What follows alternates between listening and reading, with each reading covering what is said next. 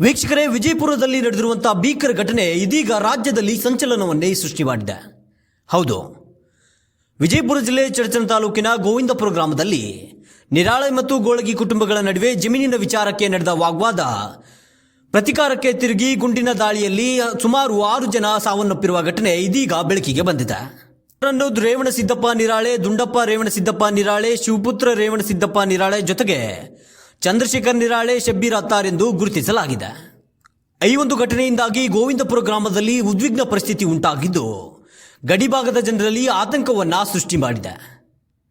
ಸ್ಥಳಕ್ಕೆ ಪೊಲೀಸರು ಆಗಮಿಸಿ ಸ್ಥಳ ಪರಿಶೀಲನೆ ಮಾಡಿ ಮೃತದೇಹಗಳನ್ನು ವಿಜಯಪುರ ಜಿಲ್ಲಾಸ್ಪತ್ರೆಗೆ ಸಾಗಿಸಲಾಗಿದೆ. ಜೊತೆಗೆ ವಿಜಯಪುರ ಪೊಲೀಸರು ಈಗ ಮತ್ತಷ್ಟು ಬಿಗಿ ಬಂದೋಬಸ್ತನ್ನು ಹೆಚ್ಚು ಮಾಡಿದ್ದು ಮತ್ತಿತರ ಅಹಿತಕರ ಘಟನೆಗಳನ್ನು ತಡೆಯಲು ಮುಂಜಾಗ್ರತೆ ಕ್ರಮ ಎಂದು ಹೇಳಲಾಗ್ತಾ ಇದೆ. ಪೊಲೀಸರ ಪ್ರಾಥಮಿಕ ತನಿಖೆಯ ಪ್ರಕಾರ ಜಮೀನು ವಿವಾದವೇ ಈ ಘಟನೆಗೆ ಕಾರಣ ಎಂದು ಹೇಳಲಾಗ್ತಾ ಇದೆ.